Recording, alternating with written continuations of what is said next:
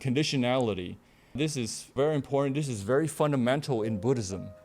The law of conditionality says that A being present, B arises. And in the absence of A, B does not arise. So things arise because of conditions.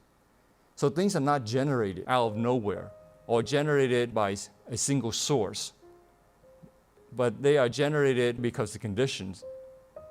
And so what that means is that even though we know that this life, this body, does not truly exist, it exists because of conditions. But because we have this existence of the body, we need to fulfill our responsibility as the owner of this body. But we don't become too attached to this body. We eat, we live a happy life, not because that's our primary goal in life, but because we want to be well equipped, well prepared for the journey, for something higher. Right? So we have this body, we have to take care of this body, but then we don't overdo it and pacify it and indulge in senseless pleasure. Being happy is important because it gives you the motivation to continue. And so there is nothing wrong with living a happy life, buying things that you need and buying things that you like. There's nothing wrong with that. Just don't make that your primary goal in life. And so that's what it means is conditionality is we have to be realistic. Right? You have to go back to the conditions, go back to reality to live a happy life for a greater purpose, for ourselves, for others. We are part of society, that fabric of society.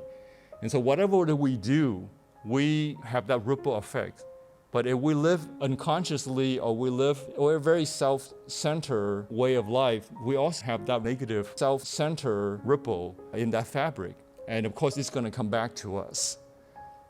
When we search for enlightenment, spiritual liberation, we want to make sure that we are radiating positive energy. That means we have to put in the effort whenever we can. It's not just about self-absorption, but it's about making sure that wherever we go, we generate this positive ripple. So that's conditionality. It's very realistic. It says that things exist, we acknowledge them, but we don't become enslaved by them. More realistic is from the Four Noble Truths. It says, when craving is not present, suffering does not occur. And of course, this is mental suffering. So when you have craving, there is suffering. If you want to remove suffering, you don't chase after happiness, but you remove craving. That's very essential to understand. People believe that they have to pursue something, they have to obtain something in order to be happy. But that is wrong according to Buddhism. You don't need to chase after it. You just need to remove craving as part of that formula to have happiness. So it's not about chasing after something, because that in that pursuit, there's still craving of that something. Therefore, suffering will follow. Here it's not to say that suffering is the result of craving, though. Not every suffering is because of craving. I think we have to understand this clearly. Some people understand that whatever happens is my karma. That is not Buddhism. That is something else. And in fact, that's karmic determinism.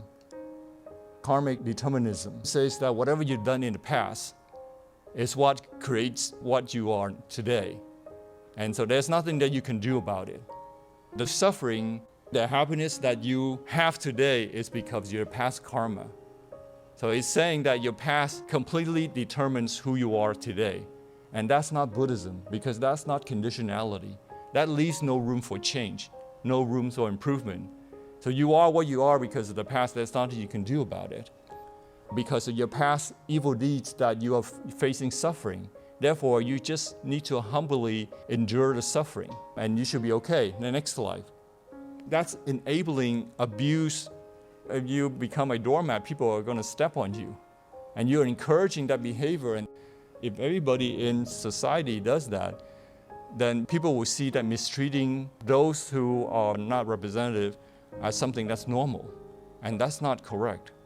Buddhism is saying, yes, unfortunately, you are in this situation, but it doesn't mean people should treat you that way, or you should allow people to treat you that way. That's karmic determinism, and that's not Buddhism. That's not conditionality.